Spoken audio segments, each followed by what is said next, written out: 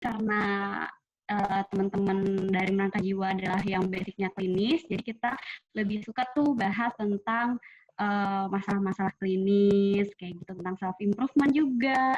Nah, sedangkan kpayungkolbu.id adalah sebuah platform media informasi dan edukasi seputar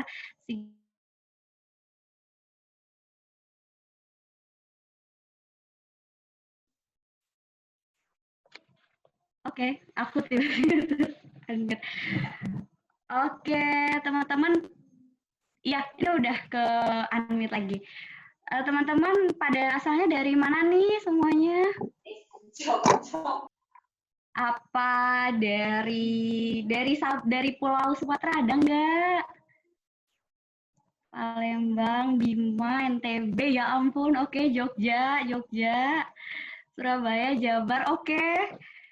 Kalimantan, waduh, Jogja, Pekanbaru, ih mantap banget dari Sumatera, Kalimantan udah, Palembang, Medan, Jateng, Serang.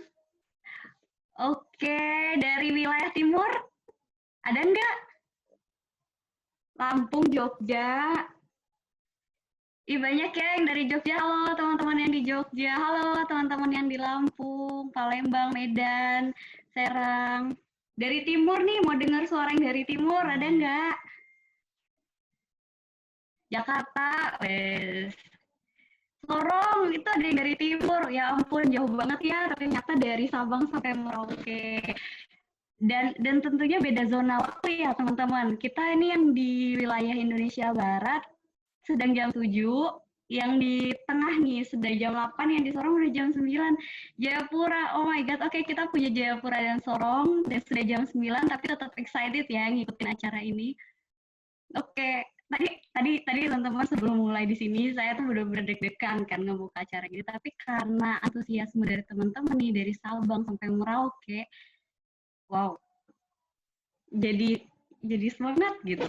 Oke, teman-teman, acara ini itu tidak akan berjalan selancar ini tanpa bantuan dari teman-teman media partner. Di antaranya ada dari Bincang Psikologi, ada dari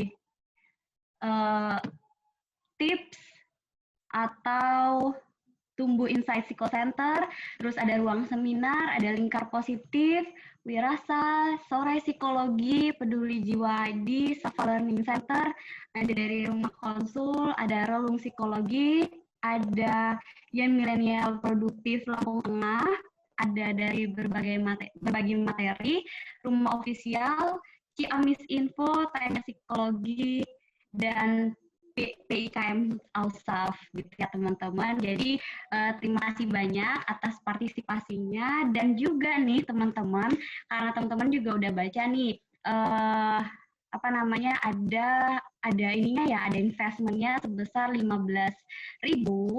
Jadi itu sebagian besar kita akan donasikan yang bekerja sama dengan teman-teman dari ACT. Jadi apa namanya, kita sudah menyiapkan. Terima kasih atas teman-teman yang sudah berdonasi, karena kita akan segera meluncurkan bantuan itu melalui ACT untuk membantu teman-teman lain yang sedang membutuhkan. Kayak gitu. Oke, teman-teman. Aku penasaran nih, kira-kira apa sih harapan teman-teman ikut acara ini? Boleh ditulis dong. Oke, bagi yang mau donasi masih bisa, masih sama di rekening Mandiri atau di GoPay sama OVO. Jadi kita tunggu ya sampai malam ini ya. Jadi nanti kalau habis webinar juga masih mau didonasikan juga boleh. Oke, teman-teman, kira-kira nih harapannya ikut ini apa sih gitu? Boleh dong share di kolom komentar atau di kolom chatnya.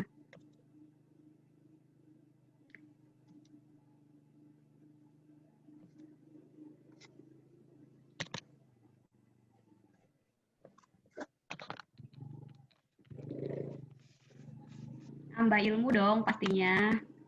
Oke. Oke, makin bahagia. Siap. Jadi sehat mental. Oke, mantap banget ya. Jadi eh, apa yang teman-teman lakukan malam ini tuh eh, ini ya mewujudkan suatu gambaran kalau teman-teman itu sudah aware gitu kan sama mental issue, bahwa ternyata mental itu penting juga untuk dikasih perhatian gitu, nggak cuma fisik doang. Oke, pengen sehat bareng-bareng Kak. Aduh, so sweet banget. Biar nggak sakit mentalnya, pengen aja. Yeay, berarti udah pada mau ngasih perhatian ya ke mentalnya ya. Bagus. Terus apa lagi nih? Makin bahagia, nambah ilmu, membantu teman. Oke, thank you teman-teman sudah berbagi. Oke,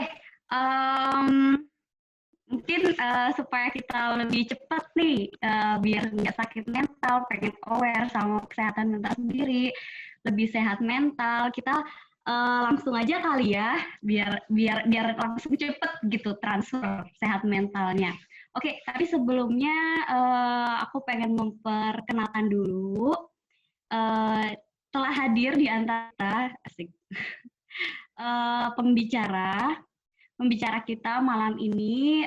Beliau adalah seorang anak muda yang masih muda ya, tentunya masih muda, itu sudah sangat-sangat aware sama mental illness gitu, bukan mental illness, tentang isu mental di Indonesia gitu, tentang oke, mic-nya agak noise. Oke, tentang isu-isu mental yang ada di Indonesia, tentang pendidikan, tentang self improvement.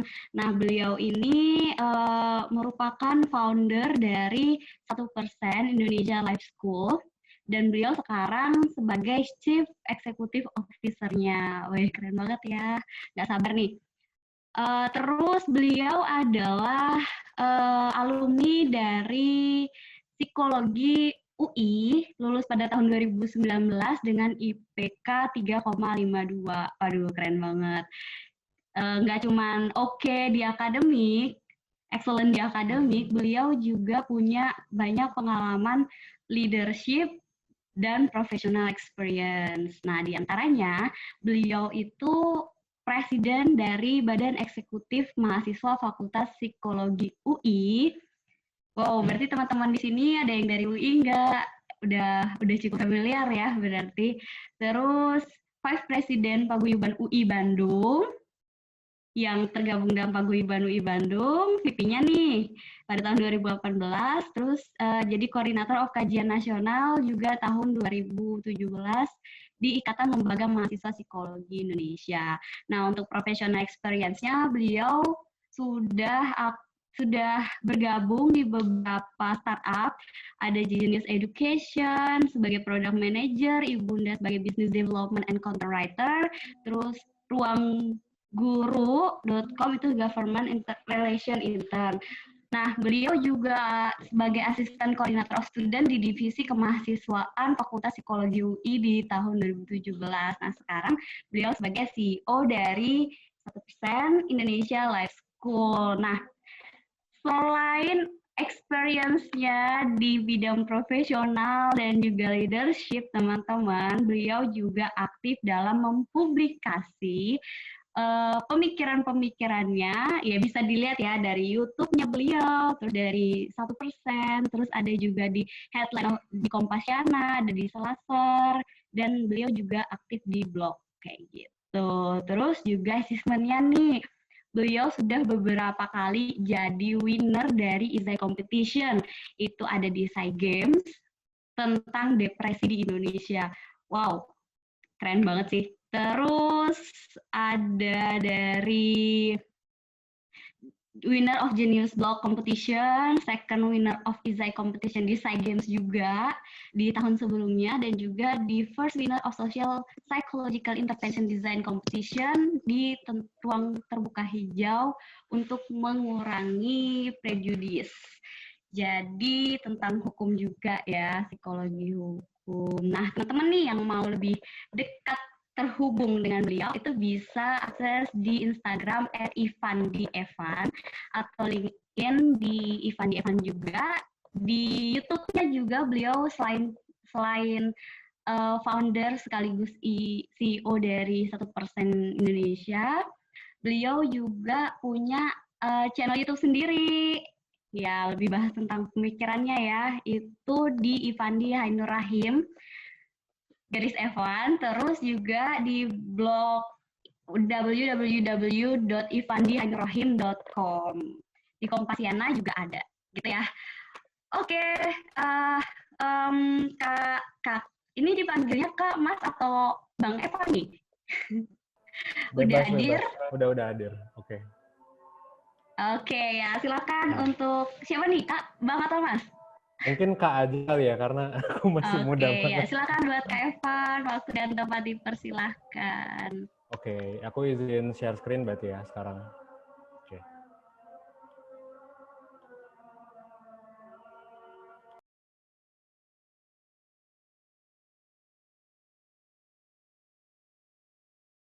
Oke, sebelumnya mungkin aku izin 1-2 menit ya, karena di sini ada azan, kurang enak kayaknya.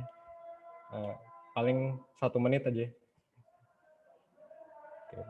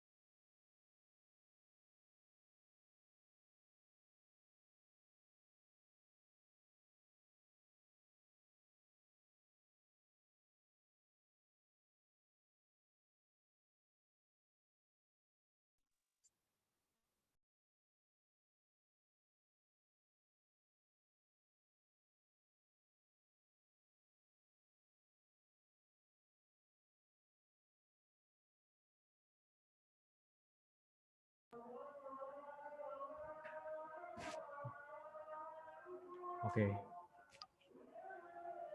Mohon maaf banget ya karena pas banget waktunya lagi azan Isya. Oke, pertama-tama aku mau ngucapin terima kasih dulu sih ya buat Payung Kolbu dan juga buat Merangkai Jiwa ya kalau nggak salah. Udah mengundang aku untuk berbicara tentang ini, dan sebelumnya memang mungkin teman-teman udah sempat ngelihat webinar eksternalku, jadi kayak di luar 1%, mostly memang ngebahas soal personal development. Tapi kayak kalau sekarang tuh sebenarnya aku senang banget karena di sini aku bakal ngebahas tentang peran strategis, alias itu juga sebenarnya divisiku di BEM dulu, kajian strategis. Jadi buat teman-teman juga, dulu tuh aku kayak agak-agak aktivis gitu memang. Jadi senang banget sekarang dapat apa ya, kita ngomongin soal ini ya, gimana peran strategis milenial dan gimana masalah kesehatan mental di Indonesia as a whole gitu. Yang secara struktural dan sistemik itu memang udah aku usahakan dari dulu. That's why teman-teman juga tadi mungkin ngedenger ya, salah satu esai ku yang pernah juara di SCI Games itu ngomongin soal task shifting. Itu adalah menurutku solusi utama sih buat penanganan kesehatan mental di Indonesia. Gitu, yang memang ya itu kenapa misalnya dulu jadi juara 1 juga karena ya itu memperhatikan sebenarnya di negara berkembang tuh kita harus ngapain gitu. Jadi seneng banget dan mau mengapresiasi juga sama acara ini. Nah, mungkin aku coba mulai materinya ya. Sebelumnya juga aku perkenalkan diri dulu. Aku adalah founder dan CEO dari 1%. Nah, aku Ivan Ainur Rahim, tapi teman-teman bisa panggil aja Evan. Dibandingkan Bang atau Mas atau Pak, mendingan Kak aja ya nanti ketika Q&A atau ya kalau ada sesi Q&A gitu. Nah, aku mau nanya ke teman-teman di sini semua kelahiran tahun berapa ya? Aku sih yakin paling kalau nggak Gen Z, paling ya millennials gitu. Nah, jadi kayak ini ya, kalau nggak millennials paling nggak Gen Z gitu. Kayak lahir itu di tahun 1980 sampai ya 2000-an gitu kan. Dan ini adalah karakteristik-karakteristik yang sebenarnya ya bisa valid, bisa nggak valid. Ini bisa teman-teman cari di internet juga sih. kayak ini yang kutemukan, tapi intinya mostly punya karakteristik ini. Tapi hubungannya sama apa dengan tema kita hari ini? Nah, ini aku mau nanya juga nih ke teman-teman semua, ngerasain kayak gini nggak sih? Kayak misalnya ketika teman-teman habis lulus, terus kayak ngirim resume atau ngirim CV ya, kayak kerasanya tuh kayak ketika pandemi, aduh susah banget nyari kerja gitu kan. Dan bahkan ada yang di layoff lah, ada yang gajinya dikurangin dan sebagainya. Mungkin teman-teman juga ada yang masih kuliah, ada yang masih sekolah gitu kan. Ngerasa mungkin capek banget belajar sama pandemi. Tadi juga aku menarik banget sih, ada yang dari Papua, dari Medan, dari mana-mana. Dan ya kita semua sebenarnya lagi mengalami masalah yang sama gitu. Di pandemi ini kita mungkin ngerasa lebih stres, ngerasa kayak harus adaptasi banyak dan lain sebagainya gitu. Nah, ini adalah masalah-masalah yang memang sering terjadi gitu di masa pandemi, di mana memang terjadi major life event. Yang major life event itu maksudnya adalah ya sekarang banyak kebiasaan yang berubah, yang awalnya mungkin teman-teman biasanya ke mall, teman-teman yang biasanya mungkin jalan-jalan ya keluar, sekarang mungkin harus diminimalisir dulu, nggak bisa sesering dulu gitu.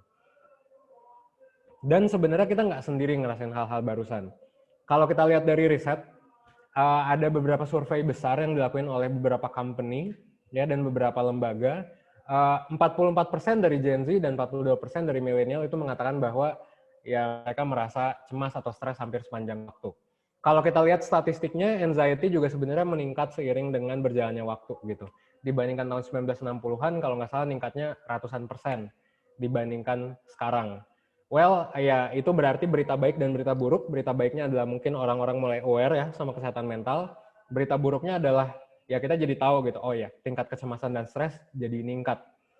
Di BEM Psikologi 2018 juga sebenarnya di UI ya, dulu sempat aku menginisiasi sebuah proker, namanya tuh Tim Riset dan Kajian atau yang kusingkat sebagai TRACK waktu itu.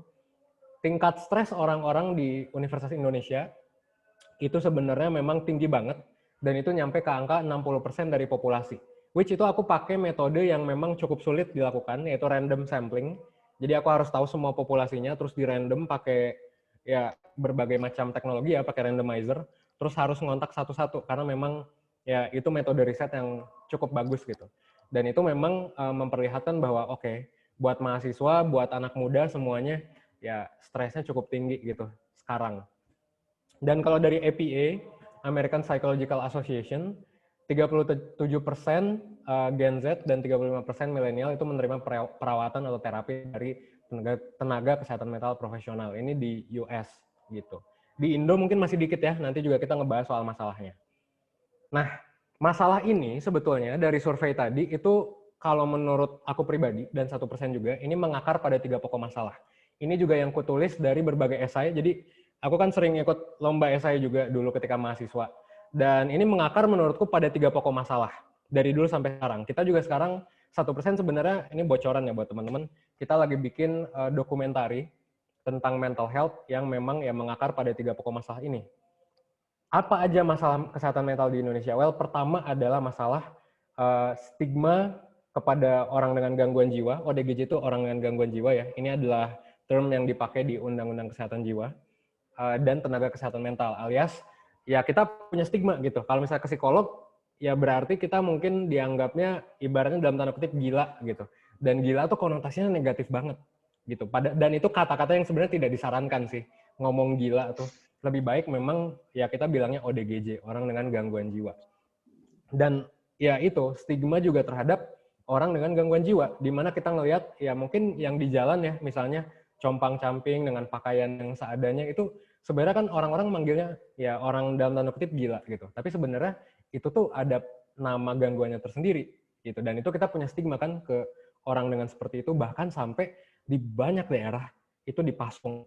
Dipasung tuh diapain? Diikat, teman-teman. Diikat di penjara dan ya diperlakukan bukan kayak manusia gitu. Padahal sebenarnya ya memang ya semua orang harusnya berhak dong untuk diperlakukan ya sebagai manusia gitu kan.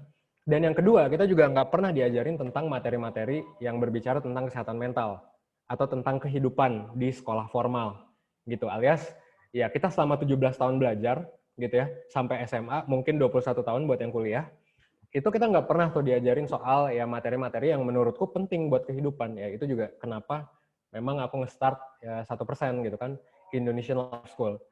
Gimana caranya biar aku bisa mengedukasi orang-orang di Indonesia untuk ya aware gitu sama hal-hal tentang kehidupan. One of them adalah kesehatan mental. Nah, yang kedua, masalahnya adalah tenaga kesehatan mental yang minim. Coba, aku pengen teman-teman nebak, silakan di chat, aku mungkin nggak akan lihat ya, tapi semoga, nanti kalau ada yang benar mungkin aku kasih hadiah. Coba, teman-teman tebak, kira-kira jumlah psikolog dan psikiater saat ini ada berapa? Psikolog berapa, psikiater berapa? Nanti di akhir aku bakal ngeliat chat dan kayak mungkin aku akan ngasih tahu jumlahnya. Tapi yang jelas jumlahnya tuh sangat amat timpang. Kayak nggak make sense banget gitu kalau misalnya kita ngelihat bahkan kita bisa ngomong kasar gitu, jir jumlahnya ternyata segitu gitu. Pasti kaget kalau misalnya teman-teman belum tahu dan baru tahu gitu jumlah tenaga kesehatan mental di Indonesia ada berapa, terutama yang ini ya, yang specialized psikolog dan psikiater gitu. Coba teman-teman tebak ya, bisa di chat. Dan Indonesia juga sebenarnya punya banyak life coach gitu, punya banyak life coach, tapi kebanyakan nggak ngelakuin penanganan yang holistik. Contohnya apa? Misal, ini aku coba sebut ya beberapa perusahaan yang menangani berbagai masalah gitu tentang yang berhubungan dengan kesehatan mental gitu. Misal relationship, kita punya kelas cinta gitu kan. Ada juga yang ngomongin soal gimana cara ngedeketin cewek gitu, pencinta wanita juga ada. Ada juga yang lovable lady ya, mungkin teman-teman udah ada yang udah tahu. 1% juga kita ngajarin relationship. Dan tapi kebanyakan nggak ngelakuin penanganan yang holistik. Jadi biasanya specialized gitu ya. Cuman kayak kalau kita ngelihat problem dari orang-orangnya, kebanyakan memang butuh penanganan yang holistik. Ibaratnya masalah kesehatan mental tuh biasanya memang nggak hanya di satu sektor. Kayak kalau kita ngomongin bunuh diri itu bisa banyak sebabnya. Ada dari parenting gitu kan, ada dari mungkin pertemanan, mungkin dibully, ada juga dari ya masalah akademis, finansial, dan lain sebagainya gitu. Jadi ini kita punya dua masalah besar. Yang ketiga adalah infrastruktur dan dukungan pemerintah juga masih minim. Bukan berarti aku nyalahin pemerintah ya, karena memang banyak prioritas lain gitu kan. Tapi kalau kita lihat secara fakta, banyak kota yang hanya memiliki sedikit psikolog gitu. Aku juga mungkin bisa liatin ya sekarang, sekalian kasih tahu jumlahnya psikolog di Indonesia tuh ada berapa, data live psikolog, dan sekalian ada juga ininya apa namanya di sana itu ada sebarannya juga. Bentar, data real time kalau nggak salah psikolog ya. Bentar. Jadi kalau nggak salah di Papua itu, nah ini ada nih statistik waktu nyata yang real time ya. Ya oke. Ya ternyata di blok di komputerku, bentar. Ya tapi intinya ini aku kasih tahu ya, jumlah psikolog di Indonesia itu sebenarnya cuman ada 2.700 teman-teman. Yang sekarang tercatat di Ikatan Psikolog Klinis di HIMSI. HIMSI itu Himpunan Psikologi di Indonesia, yang memang organisasi pusatnya psikolog, itu cuma ada 2.700 gitu. Dan kalau psikiater sekarang mungkin angkanya ada di angka 1.000 gitu ya, silakan teman-teman cari di internet. Jadi sekarang kita hanya punya 5.000 tenaga yang specialized yang bisa mendiagnosis gangguan mental gitu. Dan bahkan ada di banyak kota itu nggak punya RSD sama sekali. Bahkan ada provinsi yang nggak punya rumah sakit jiwa sama sekali gitu. Kalau di Jakarta mungkin sekarang di puskesmas udah ada psikolognya. Tapi kayak kalau kita ngomongin soal di NTT gitu ya, di NTB gitu, di Papua berapa banyak sih ada psikolog? Mungkin bahkan ada yang 0 gitu. Karena ya 70%, 60% psikiater dan psikolog terpusat di Pulau Jawa. Terus yang kedua, kita juga belum punya undang-undang keprofesian psikolog.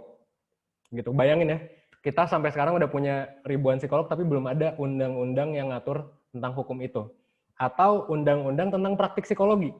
Mungkin teman-teman tahu ya, tes CPNS itu ada tes kepribadiannya. Dan itu disebar luas di toko buku ya, di Gramedia, di mana-mana pasti ada. Dan itu sebenarnya melawan etika. Kenapa? Karena tes kepribadian ya harusnya nggak ada kunci jawabannya gitu. Cuman kalau kita lihat di buku-buku ada kunci jawabannya. Karena kepribadian ya nggak ngomongin soal lu lebih bagus atau lu lebih jelek kan sebenarnya. Tapi kayak ngomongin soal ini cocok atau enggak. Tapi ada kunci jawabannya. Kenapa nggak ada yang nindak? Ya karena tidak ada undang-undangnya sampai sekarang gitu. Jadi kayak makanya sekarang juga sebenarnya alhamdulillah banget undang-undang praktik psikologi itu udah masuk prolegnas. Alias ada kemungkinan tahun ini atau tahun depan itu udah mulai tuh untuk disahkan atau diimplementasikan. so far kita udah punya undang-undang kesehatan jiwa, tapi itu pun prakteknya masih belum jelas. Karena nggak ada peraturan pemerintahnya sampai sekarang, dan memang sampai sekarang juga ya belum diimplementasiin aja gitu sama orang-orang gitu. Karena memang ya prioritas pemerintah bukan ke sini. Ya kita tahu lah ya banyak masalah di Indonesia, mulai dari ya ini masalah tenaga kerja, masalah apa gitu kan. Ya nggak bisa juga sih nyalahin pemerintah gitu. Dan anggaran kesehatan jiwa, ini aku dulu sempat nanya waktu itu audiensi dengan pemerintah juga, dengan Dirjen Kesehatan Jiwa waktu itu, ke kantornya langsung, karena waktu itu memang ya kebetulan jadi ketua BEM juga kan, cuman 2% dari anggaran kesehatan. Jadi di Kemenkes itu cuma 2% waktu itu, di tahun 2018. Sekarang sih aku nggak tahu ya, mungkin kurang, mungkin nambah, gitu ya, tapi correct me if I'm wrong, itu tuh dulu segitu, gitu. Nah, layanan kesehatan mental juga sebenarnya ya masih tergabung dengan layanan kesehatan umum gitu. Jadi anggarannya juga ya wajar gitu sedikit, karena orang-orang mungkin ya lebih baik mengutamakan yang jelas dulu gitu kan, fisik gitu sih. Meskipun ya as we all know juga ya kesehatan mental pasti berhubungan dengan kesehatan fisik gitu. Dan banyak yang baru datang ke tenaga profesional ketika memang mereka sudah dalam tanda kutip sakit ya, atau terkena gangguan gitu sebagai penyintas atau penyandang gangguan itu. Padahal sebenarnya kita tuh nggak perlu sakit dulu gitu buat sadar bahwa hal-hal ini tuh penting. That's why juga memang mungkin Payung Kolbu dan kawan-kawan semua itu mengadakan webinar ini gitu. Termasuk juga memang ya karena kita perlu gitu upaya promotif dan preventif. Nggak cuma kuratif aja gitu. Sekarang tuh memang yang aku sadari ya banyak muncul komunitas-komunitas baik kecil maupun besar dalam hal kesehatan mental. Dan itu kebanyakan memang kuratif sih. Jadi menyediakan peer counseling dan lain sebagainya. Cuman yang promotif dan preventif itu masih dikit sebenarnya. Promotif preventif itu maksudnya adalah ya kita mengedukasi bukan hanya mengobati. Kuratif itu jadi mengobati doang. Gitu. Dan sebenarnya kita memang nggak bisa nunggu sampai ada gangguan. Kita perlu belajar ini kalau ya dalam konteks 1% kita perlu sekolah juga untuk ini. That's why ini juga buat teman-teman yang belum tahu 1%, aku pengen ngasih tahu bahwa ya 1% itu apa sih? 1% adalah ya itu ya life school. Kita ngajarin berbagai hal penting dalam kehidupan supaya teman-teman bisa hidup secara utuh gitu. Atau hashtagnya adalah hidup seutuhnya. Nah, kita melihat sebenarnya masalah di Indonesia kan bukan cuma mental health ya, tapi kayak ada juga kekerasan dalam rumah tangga, kekerasan seksual, masalah teman-teman malas gitu kan, nggak produktif di rumah atau di sekolah gitu. Masalah juga dengan nggak tahu tujuan hidupnya ngapain gitu. Nah itu kita rangkum dalam sebuah kurikulum, kita udah riset, tiap minggu kita coba riset ke orang-orang, dan sesuai kita memang menyediakan kurikulum nih. Ya namanya sekolah ya pasti ada kurikulumnya. Nah ini aku ngasih tahu aja ke teman-teman bahwa ya kita tuh gap kurikulumnya tinggi banget terkait dengan hal-hal yang memang perlu kita pelajari di sekolah gitu. Jadi kalau ngomongin mental health sebenarnya memang mencakup semua hal ini nih. Kayak ngomongin produktivitas, ngomongin relationship juga kan gitu. Jadi kayak aku pengen menyadarkan teman-teman aja bahwa ya kita selama sekolah 17 tahun ini banyak belajar ya hal-hal yang mungkin banyak knowledge-nya ya, tapi kayak tentang skill kehidupan sendiri berapa banyak sih dari teman-teman yang kayak masih jomblo dari lahir gitu, yang mungkin karena nggak pernah tahu gimana cara ngedeketin cewek atau kayak ngedeketin cowok yang jadi friend zone gitu kan, dan kayak patah hati, terus mungkin itu juga yang jadi pemicu orang-orang melakukan ya percobaan bunuh diri gitu. Meskipun memang nggak bisa single faktor ya, tapi multifaktor, tapi banyak banget kalau kita lihat berita gitu, ada kan yang kayak misalnya diselingkuhin terus melakukan percobaan bunuh diri. Ada juga yang kayak misalnya ditinggal pasangan jadinya galau, gak produktif, akhirnya mengalami gangguan klinis, depresi gitu kan. Itu juga banyak banget gitu. Dan kalau kita lihat dari data psikolog tadi, psikolog kan cuma 3.000 ya. Dan kayak yang depresi berapa? Ada jutaan, teman-teman. Gitu. Itu dari Riskesdas. Yang ketika aku tanya ke pembuat Undang-Undang Kesehatan Jiwa juga nggak valid-valid banget sebenarnya, karena masih ya riset di Indonesia juga masih minim sih gitu. Kita nggak bisa memungkiri bahwa teknologi kita masih nggak segitu memadainya lah dalam hal riset. Tapi kita udah menemukan bahwa orang-orang tuh ternyata banyak yang depresi. Itu depresi aja, kita belum ngomongin soal gangguan lain ya. Gangguan personality, gangguan apapun gitu. Nah, kita sebagai generasi muda memang perlu banget aktif dalam menyuarakan pentingnya isu kesehatan mental ini. Jadi saat ini tuh sebenarnya 83 juta jiwa, kita punya hampir 300 juta ya penduduk. 83-nya merupakan milenial berusia 20-40 tahun. Dan kayak kita kan bakal menuju Indonesia emas di 2045. Yang mana Indonesia Emas artinya generasi mudanya akan jadi banyak banget. Dan ini yang akan memimpin Indonesia. Sekarang umurku 20-an tahun, nanti mungkin ya teman-teman yang seumuran aku juga akan jadi pemimpin di Indonesia. Dan kita memang harus aware sama isu mental health ini. Nah, terus apa nih yang bisa kita lakuin? Nah, ada beberapa ya, sebagai individu, aku bakal ngasih tahu beberapa hal secara teknis yang sebenarnya bisa teman-teman lakuin. Nanti aku juga bakal bahas sebenarnya pemerintah dan lembaga-lembaga yang besar tuh harus ngapain gitu. Tapi kita mulai dari yang individu dulu. Nah, beberapa hal yang bisa kita lakuin adalah ini. Kalau dari beberapa masalah tadi, menurutku ada 5 hal yang bisa teman-teman lakuin. Pertama, edukasi diri sendiri. Yang kedua adalah kita coba hapus stigma. Yang ketiga adalah speak up. Keempat adalah terlibat dalam acara atau komunitas terkait kesehatan mental. Dan kelima, berbagi pengalaman ke teman-teman yang lain. Pertama, edukasi diri sendiri. Sebelum ya kita berbicara tentang isu kesehatan mental, kita juga harus membekali diri sendiri dengan pengetahuan gitu. Biar nggak tong kosong nyaring bunyinya. Maksudnya kayak misalnya sekarang, masih banyak miskonsepsi bahwa sebenarnya ini menurutku pribadi ya, yang nanti juga mungkin bakal ada di dokumentarnya 1%, itu banyak orang yang mikir kalau ada masalah kesehatan mental itu harus ke psikolog, selalu harus ke psikolog. Padahal sebenarnya menurutku nggak kayak gitu. Kenapa? Karena psikolog cuma 3.000 men gitu. Itu juga jadi masalah karena banyak orang yang nggak tahu bahwa ya untuk preventif, untuk mencegah sebenarnya bisa aja dengan curhat ke teman, dengan kita yang melakukan penanganan non klinis. Begitupun sebaliknya, ada orang yang mikir nggak usah ke psikolog karena kayak nggak penting atau misalnya nggak guna, nggak bisa nyelesain masalah. Itu juga salah tuh. Yang ekstrem kiri dan kanan, wah banyak banget nih. Gitu. Jadi kayak masih banyak miskonsepsi yang terjadi di masyarakat, baik yang sudah merasa aware maupun yang belum aware sama sekali. Gitu. Dan sebenarnya nggak perlu sampai di level expert, yang penting dasar-dasarnya aja bisa kita pahami. Dan harus dari sumber-sumber yang terpercaya. Gitu. Jadi kayak bahkan 1% juga beberapa kali ya. Ya ini juga ya terus-menerus mengedukasi teman-teman karena masih banyak tuh yang ekstrim kayak, oh oke, nggak apa-apa ke psikolog, atau kayak nggak usah ke psikolog. Ya kayak gitu-gitu kita coba hapus tuh stigma-stigma kayak gitu. Yang kedua, nah ini yang tadi berhubungan ya dengan yang barusan, adalah say no to stigma. Di Indonesia sendiri, stigma tentang kesehatan mental itu masih cukup kuat. 60% orang segan. Kayak dari jutaan orang yang kena depresi, cuma 10% yang ikut ke penanganan ini ke terapi, konseling ke psikolog atau psikiater gitu. Dan ya teman-teman harus menyadari sih bahwa ya stigma ini ya harus dihapus sih. Karena ya gangguan mental juga sama pentingnya dengan gangguan fisik, bahkan bisa saling mempengaruhi. Ibaratnya kalau kita stres, sebenarnya kondisi jantung, kondisi usus, dan lain sebagainya juga bisa ngaruh gitu.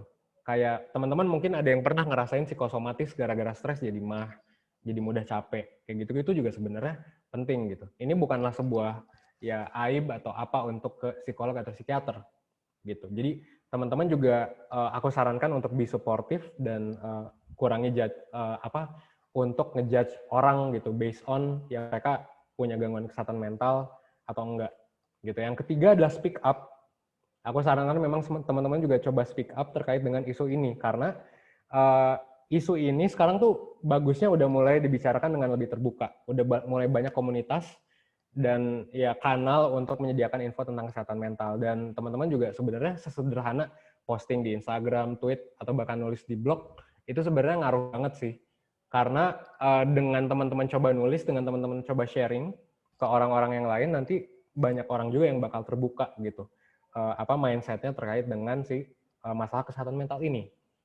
Nah, yang keempat, teman-teman juga bisa terlibat dalam acara atau komunitas terkait kesehatan mental kayak sekarang gitu ya. Aku bersyukur banget ada puluhan orang yang ikut dari berbagai pulau. Wah, keren banget sih acara ini udah bisa ngedatengin berbagai orang. Dan udah banyak banget ya acara atau komunitas, silahkan dicari aja. Tinggal teman-teman, silakan banyak banget untuk ikut. Kalau misalnya teman-teman tertarik, 1% juga kemarin lagi buka oprek peer counselor, terus kita juga buka komunitas. Kenapa? Karena memang menurutku perlu lebih banyak lagi nih wadah-wadah untuk penanganan kesehatan mental gitu. Kayak ketika WMHD kemarin juga meskipun 1% nggak terlalu berpartisipasi ya, tapi aku ngelihat banyak banget kayak scicircle.id lah, apalah gitu ya, banyak banget yang ikut posting foto, WHO juga sebenarnya nyelenggarain banyak banget hal, campaign gitu, yang memang sudah aku ikuti sejak dulu juga gitu. Dan memang asik banget sih kalau misalnya teman-teman ikut komunitas ini juga bisa dapat support system, bisa dapat support group juga dari yang lain, dan bisa dapat juga teman-teman baru gitu dari sana. Bukan hanya teman-teman memberikan impact gitu. Jadi banyak banget dampaknya kalau teman-teman melakukan yang nomor 4 ini. Nomor 5 adalah berbagi pengalaman juga. Kayak kalau teman-teman punya ya masalah dan udah melewatinya misalnya dan punya insight tentang itu, please untuk ya cerita gitu ke teman-teman yang lain, kayak berbagi aja pengalamannya baik di Instastory atau dimanapun, supaya orang-orang juga bisa lebih termotivasi dan ngerasa nggak sendiri gitu. Karena kadang-kadang kita kayak ketika mengalami masalah, aduh gue adalah orang yang paling misalnya sedih gitu dalam hidup dan lain sebagainya, padahal sebenarnya ya masalah kesehatan mental itu dialami oleh orang banyak gitu. Dan ya memang yang sering kulihat di komen YouTube, dan aku bersyukur banget sih ketika orang-orang ya berani untuk share, dan kayak ketika orang-orang terbantu, thanks Kak udah sharing gitu, misalnya di comment section di YouTube itu banyak banget gitu. Dan itu ngebantu sih, karena kayak oke, gue tahu gue nggak sendiri, dan kayak banyak orang yang mengalami ini, dan it's okay gitu sebenarnya untuk kita coba bareng-bareng bangkit. Nah, ini juga sebenarnya buat orang terdekat, aku juga ada beberapa tips nih. Jadi kayak di antara teman-teman, aku yakin ada beberapa dari teman-teman yang kayak, oke, gue jadi, gue nggak punya masalah kesehatan mental nih misalnya, for now. Tapi kayak banyak teman-teman gue yang curhat gitu. Nah, ini ada beberapa hal sih yang bisa teman-teman lakuin gitu. Ada 3. Pertama, perhatiin dan dengerin. Yang kedua, cari bantuan ya. Yang ketiga adalah ketahui batasan. Nah, maksudnya apa? Jadi kadang memang aku juga sering kali lupa sih tentang hal ini, meskipun aku lulusan psikologi gitu, kadang suka lupa aja gitu untuk ngedengerin dengan baik, atau istilah kerennya active listening. Nah, active listening jadi ngedengerin secara aktif. Kalau bahasa Indonesianya nggak cuma ngedenger doang, tapi ngedengerin. Kalau bahasa Inggrisnya nggak cuma hear, tapi listen gitu. Nah, penting buat kita untuk ngedenger kekhawatiran dan perasaan yang dimiliki oleh teman kita yang lagi struggling gitu. Seringkali memang orang-orang tuh udah oke, gue coba cerita deh, karena tadi kan encourage untuk cerita ya ke orang. Tapi kadang suka dijudge aja gitu, dan suka ya jadinya bikin mereka nggak mau cerita lagi, entah itu ke orang yang itu atau ke semua orang bahkan. Jadinya disembunyikan kondisinya, dan akhirnya nggak ada orang yang tahu, nggak ada yang nemenin, tahu-tahu nanti ya percobaan bunuh diri gitu. That's why sekarang juga makanya banyak banget nih depresi tuh mulai naik, gangguan depresi ya, angkanya tuh mulai naik di penyakit yang memang bikin, bukan penyakit tapi gangguan yang bikin orang-orang tuh punya kecenderungan untuk, jadi ada statistik ya, sekarang tuh orang-orang tuh meninggalnya paling besar dari gangguan atau penyakit apa. Nah, depresi tuh udah mulai naik sekarang. Awalnya cancer dan juga kanker ya, dan juga penyakit degeneratif kayak diabetes dan lain sebagainya. Tapi sekarang depresi mulai naik gitu. Dan memang buat teman-teman yang sekarang aware soal mental health dan dicurhatin, harus selalu yakinin sih bahwa gue ada kok buat lo kalau mau cerita, ya nggak apa-apa gitu. Dan ya tapi jangan sampai juga memang kita maksa orang buat cerita. Tapi ya kita memang kalau bisa sih selalu ada aja buat mereka yang memang membutuhkan gitu. Dan ya cobalah untuk berempati dan tempatkan diri kita di posisi mereka. Terus teman-teman juga sebenarnya bisa aja untuk mencarikan bantuan buat mereka yang kira-kira butuh tenaga profesional. Gitu, bisa coba googling, banyak banget, bukan cuma 1%, tapi juga ada banyak lagi. Bisa dari kompetitor kita, ya nggak usah aku sebut, bisa dari komunitas yang lain yang gratis, bisa juga yang memang dari teman-teman sendiri. Oke, kalau misalnya nggak punya duit, nggak punya apa, bisa ke puskesmas, kalau di Jakarta kalau nggak salah udah ada juga dananya. Tapi bisa juga dihandle sama teman-teman, at least ditemenin lah gitu ya. Jadi cari bantuan juga kalau misalnya teman-teman ngerasa ini orang kayaknya ada gejala-gejala nih gitu. Dan jangan lupa juga, meskipun ya kita bertanggung jawab mungkin sedikit banyak ya atas teman-teman dan keluarga kita, tapi kita juga mesti tahu batasan kita, karena kadang orang-orang suka saking empatinya, saking kayak pedulinya, jadinya terbawa perasaannya, jadi kita yang stres juga. Ada yang namanya caregiver burnout. Caregiver burnout itu ketika kita sebagai caregiver, sebagai penolong, malah kita yang burnout gitu. Karena kita nolongin banyak orang. Nah, itu sering banget sih di anak-anak psiko yang memang ya anak-anak ilmu psikologi yang biasanya jadi tempat curhat orang-orang yang seringkali memang kita suka blur antara batasan diri kita dan kayak dengan orang-orang yang perlu dibantu gitu. Dan memang semuanya balik lagi sih, kadang kita juga harus menyadari, oh ya ini kondisi orang ini bukan suatu hal yang bisa gua kontrol gitu. Kayak tapi kita bisa tetap mengontrol diri kita sendiri. Oke, kita bisa nemenin, tapi kayak kalau misalnya kita sampai jadi itu hubungannya toksik antara kita dan orang yang kita tolong gitu. Nah, itu juga teman-teman harus tahu batasannya gitu sih. Kayak teman-teman bisa minta bantuan ke psikolog, ke psikiater, atau teman-teman juga bisa minta bantuan ke teman-teman yang lain untuk kayaknya gue burn out ya, coba temenin dia kayak gitu. Jadi kayak biar nanti makin banyak jejaring-jejaring yang bisa menolong si orang yang memang butuh pertolongan itu gitu. Dan teman-teman yang ikut webinar ini, gue yakin ya udah satu langkah lebih maju dalam meningkatkan kesadaran mengenai kesehatan mental. Jadi apresiasi juga buat teman-teman dari berbagai pulau yang udah datang ke webinar ini, buat penyelenggara, buat semua orang, ya, buat Kak Tia yang udah, wah keren banget dari tadi. Aku seneng banget, kayak ceria banget dan fresh banget dalam ngebuka acara ini. Aku juga makanya pengen kolaborasi lebih lanjut sih buat kedepannya, kayak seru banget kayaknya kalau kita bisa berkolaborasi terus-terusan gitu dalam hal promosi tentang kesehatan mental. Nah, ini sekarang kita ngomongin soal approach yang sistemik. Ini juga udah aku tulis dari esaiku di tahun 2015 sebenarnya. Idenya tuh udah dari 5 tahun yang lalu. Kalau di luar negeri mungkin udah dari tahun 2010. Ya, namanya tuh aku mengidolakan banget dia, namanya tuh Vikram Patel. Teman-teman bisa lihat di TED Talks. Aku ingat banget judulnya, yaitu Mental Health for All by Involving All. Mental Health for All by Involving All gitu. Dan ini juga sekarang diterapkan sama WHO di berbagai negara berkembang. Nah, salah satu cara yang menurutku bisa diterapkan di negara berkembang adalah task shifting. Task shifting itu bahasa Inggrisnya, bahasa Indonesianya apa? Bahasa Indonesianya adalah pengalihan tugas gitu. Task itu tugas, shifting adalah pengalihan tugas.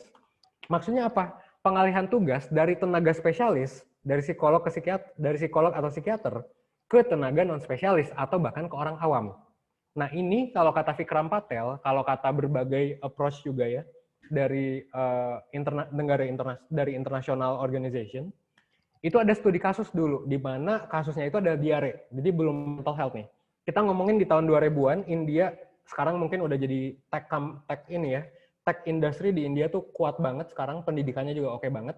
Tapi dulu kalau di tahun 2000-an, ya kita coba balik lagi ya ke India di tahun 2000, itu masih kurang banget dalam hal kesehatan. Jadi India tuh dulu sempat mengalami kasus diare yang sangat amat parah.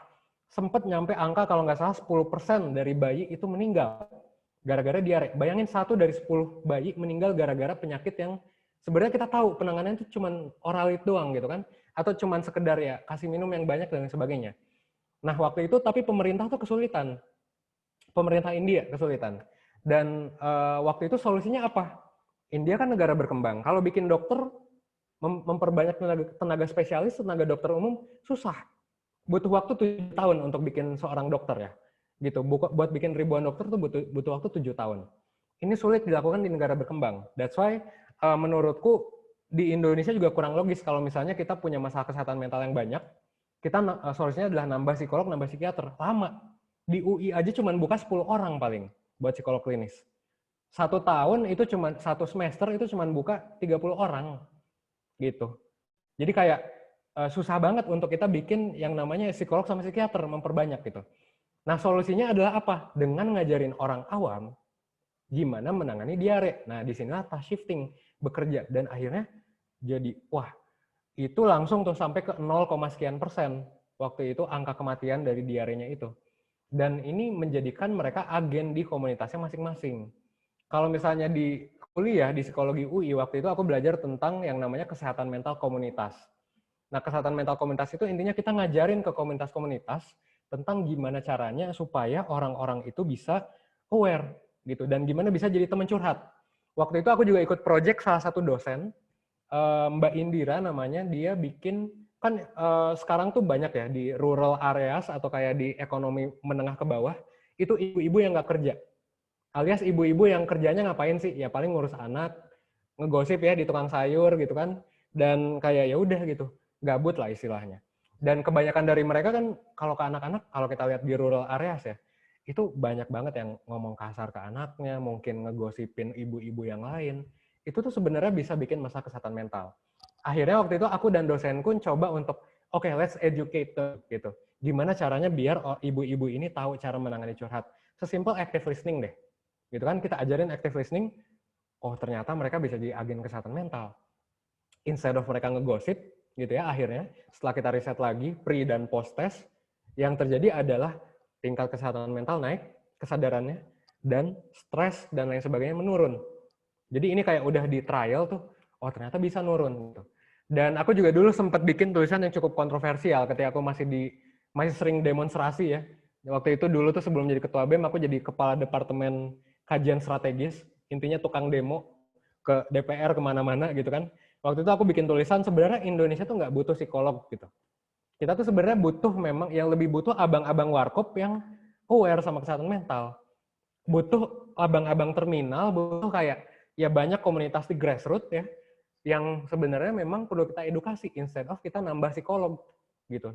Karena apa? Karena yang tadi kurang logis kalau misalnya kita memang membebankan ini ke tenaga-tenaga spesialis, which yang sekarang masih dikit gitu. Nah, kalau contoh di 1% kita sekarang bikin yang namanya basic mental health training.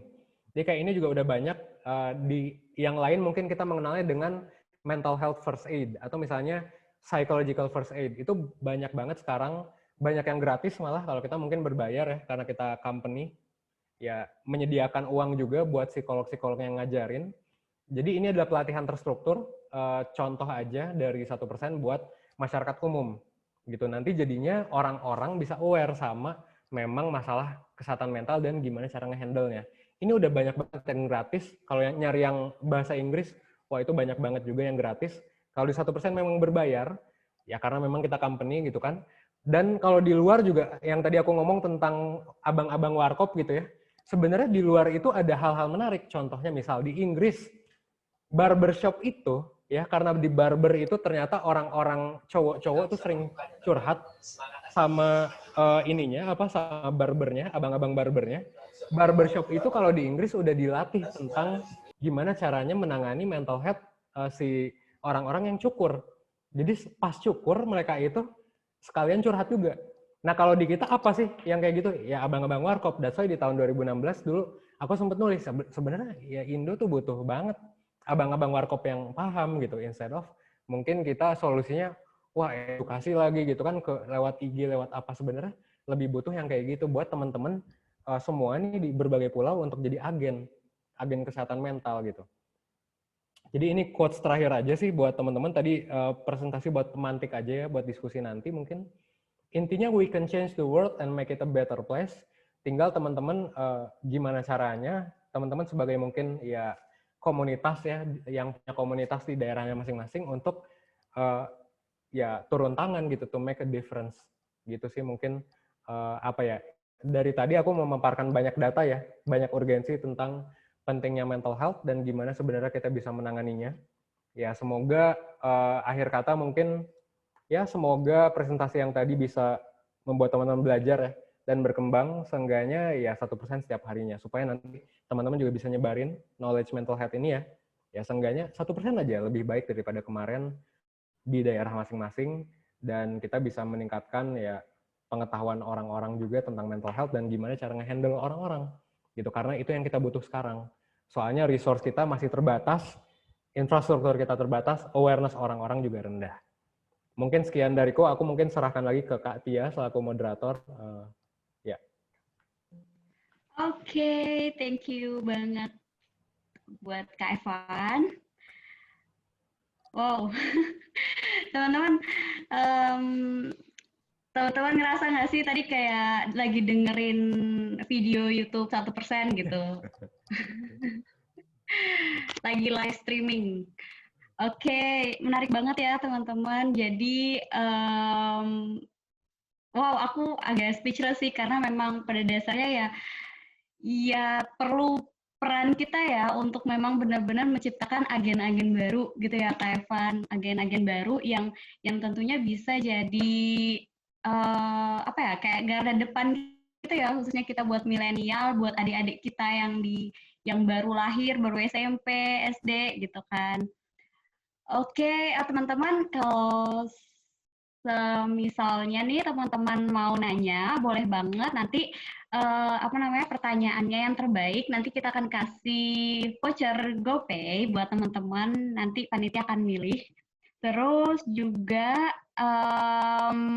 teman-teman jangan lupa isi absensi, nanti kita kirim ke kolom chatnya gitu.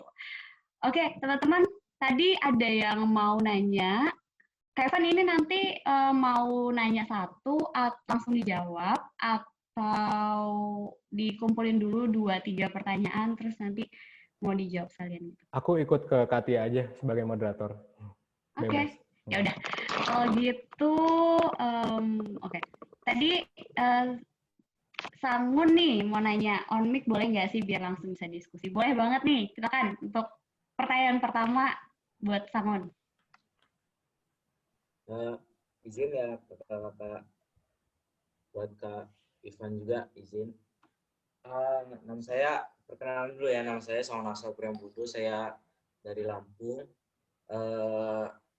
Saya mahasiswa aktif semester 5 ya, semester 5 bimbingan konseling 2018.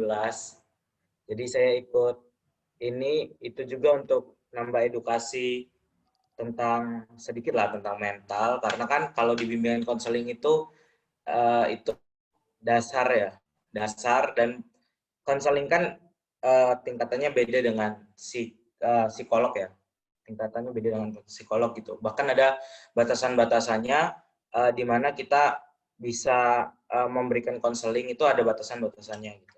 Dan saya setuju banget tentang perluasan. Daripada kita menambah psikolog karena lama, lebih baik nambah orang-orang awam yang bisa bantu itu. Nah, pertanyaannya gimana ya? Sebenarnya hal apa sih yang bisa kita mulai gitu ya? Dengan selain mendengarkan ya Kak ya. Karena orang-orang sekarang itu gini sih. Pertama, tadi tidak mau mengakui dirinya sedang tidak baik-baik aja gitu. Gitu, misalkan gue stres nih gitu, atau gue lagi banyak kepikiran nih gitu.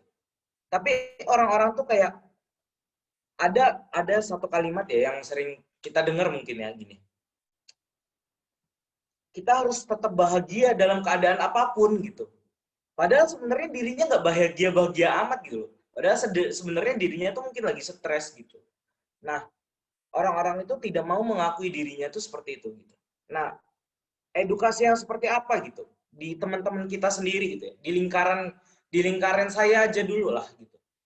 Edukasi yang seperti apa yang mungkin nggak perlu kayak benar-benar di kelas gitu edukasi gitu, nggak perlu kayak gitu, yang konkret dan bisa langsung ke teman-teman kita gitu, lingkaran saya sendiri gitu.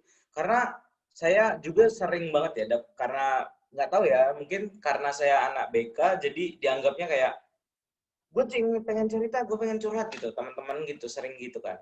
Nah, sedangkan kadang-kadang ada di titik dimana saya tadi itu, ada di titik dimana saya juga punya masalah gitu. Saya kebingungan menghadapinya kayak gitu. Nah, saya pengen lingkaran saya ini dulu bisa saling bantu gitu. Nggak hanya saya aja. Langkahnya seperti apa gitu, Kak? Baiknya langkahnya seperti apa? Mungkin itu sih. Oh ya, terima kasih sebelumnya.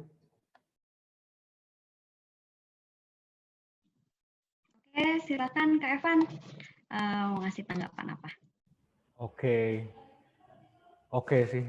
Sebenarnya mungkin kalau cara-cara udah aku paparkan sih tadi ya, terkait dengan memang cara paling simpel yang bisa kita lakuin adalah ya itu sih, nge-share tentang mental health aja sih. Misalnya kalaupun kita nggak bisa nge-share, misal kita nggak suka bikin konten, ya at least setiap ada komunitas atau mungkin media sosial yang ngomongin soal mental health, ya kita sebarin gitu di sosmed kita pribadi. Dan dari sana juga dikit-dikit aja, karena memang susah sih kalau untuk maksa orang buat cerita kayak gitu kan. yang paling penting di circle kecil kita bilang bahwa bro kalau lu ada masalah, gue ada di sini bro, cerita aja nanti santai gitu kan. Itu juga adalah cara-cara kecil yang memang menurutku jarang banget sih orang yang ngelakuin itu. Atau sesimpel misalnya ketika kita ketemu sama orang lama ya tinggal tanya apa kabar gitu kan. Pertanyaan-pertanyaan simpel dari random person gitu ya. Kadang bisa nyadarin orang, oh iya ya gue kabarnya gimana ya. Dan kayak, atau misalnya kita dengan bilang, bro kalau misalnya lo ada masalah cerita aja at some random time gitu. Kayak di waktu yang random biasanya bakal bikin orang jadi nge-spill gitu kan. Jadi nge-spill, oh ya gue bisa cerita nih ke orang itu. Jadi mungkin kalau dariku buat teman-teman semua, ya dari circle kecil, kalau langkah konkret ya itu aja sih. Dua itu kayak jangan, kalau di 1% kita melakukannya secara sistemik ya. Kayak misalnya, bukan ke eksternal ya, kalau ke eksternal jelas kita bikin YouTube, bikin konseling, bikin apa. Tapi di internal kita biasanya ini buat teman-teman yang komunitas juga ya. Kita tuh punya program yang namanya Rujak kalau di kantor tuh. Rujak tuh apa? Rujak tuh adalah rohani, uang, jasmani, akademis, dan keluarga dan kencan. Kenapa kita punya program itu ya? Karena kita pengen tahu, oh ya kondisi orang-orang tuh kayak gimana sih di kantor. Kayak misalnya kalau misalnya orang performanya udah kurang bagus nih, kayak misalnya kita punya program terus dia ngaret lah, terus kayak misalnya kelihatan sedih, ya biasanya atasan akan ngerujak bawahannya tuh. Itu kalau di kantor. Dan kalau bukan rujak, ya berarti di teman-teman, ya itu sebenarnya intinya nanya kabar sih ke orang. Jadi sesimpel teman-teman tahu dan nanya kabar orang lain aja sih. Gitu. Kalau di organisasi silakan lakukan secara sistemik kalau teman-teman leadernya. Kalau teman-teman keluar, ya itu share di media sosial dan lain sebagainya, itu cara tersimpel dan terkonkret buat orang-orang bisa aware gitu tentang mental health. Kalau kita mau ngomongin cara-cara yang besar, wah itu masih banyak lagi sebenarnya. Tapi yang tadi aku bilang, sebenarnya kalau solusi di Indonesia udah jelas task shifting sih. Aku nggak bisa neko-neko lagi, nggak ada lagi solusi lain selain kita memang meng-awarekan semua lini di kesehatan mental. That's why di psikologi UI juga kan muncul tuh mata kuliah baru kesehatan mental komunitas sejak tahun 2015. Gitu. Tahunku pertama kuliah di sana. Gitu sih. Oke, thank you banget Kak Evan. Iya sih ya, kita mulai dari mengawarekan. Nah ini nih mumpung teman-teman ada 69 orang di sini, kalau satu orang aja cerita ke 10 orang, berarti ada 690 yang aware dong ya. Oke, ini Kak ada pertanyaan menarik juga nih dari Safira. Itu secara private karena katanya sinyalnya lagi nggak stabil. Jadi Safira ini adalah seorang generasi Z katanya bersama mental health, tapi ketika mau cerita ke keluarga atau support system terdekat itu kadang dibilang kurang ibadah, ilmu apa kurang dekat sama Tuhan gitu. Nah sebenarnya tuh gimana sih Kak? Gitu, thank you. Kalau kita ngomongin agama atau Tuhan itu kompleks banget ya sebenarnya dan cukup sensitif. Tapi aku bisa bilang kalau misalnya agama itu sebenarnya bisa ngaruh ke mental health alias kalau dari riset yang ku baca, agama dan kepercayaan kepada Tuhan atau spiritualisme gitu ya. Religiusitas dan spiritualisme sebenarnya beda. Tapi orang yang religius biasanya memang lebih sehat mental dibandingkan orang yang tidak terlalu religius. Itu dari yang kulihat dari riset. Cuman, apakah itu bisa bikin kita ngejudge bahwa orang yang tidak sehat mental adalah orang yang tidak religius? Itu sebenarnya logikanya nggak kayak gitu. Jadi memang agama dekat dengan Tuhan, dekat dengan agama bisa ngebantu kita. Alias kalau di luar negeri juga biasanya pastor, ustadz itu punya kemampuan konseling. Di kita aja kebetulan mungkin belum kayak gitu. Tapi kayak kalau di luar tuh sebenarnya udah umum untuk si pastor bikin biasanya abis gereja ada support group. Support grupnya tuh entah bisa sama psikolog, bisa sama si pastornya gitu. Jadi sebenarnya nggak salah untuk kita nyoba untuk dekat sama Tuhan, dekat sama agama. Nah tapi kalau misalnya konteksnya kayak tadi orang curhat, terus kita ngejudge, lu sih nggak dekat sama Tuhan, nggak dekat sama agama. Nah itu berarti kita judgmental dan nggak semua orang juga. Dan logikanya nggak bisa dibalik sebenarnya. apakah kalau misalnya orang nggak sehat mental dia berarti ateis gitu, nggak beragama, ya nggak juga kan, gitu kan. Orang yang religius sekalipun bisa depresi gitu. Jadi dan itu juga cara yang kurang baik bisa dibilang untuk menanggapi orang yang curhat. Jadi paham ya konteksnya.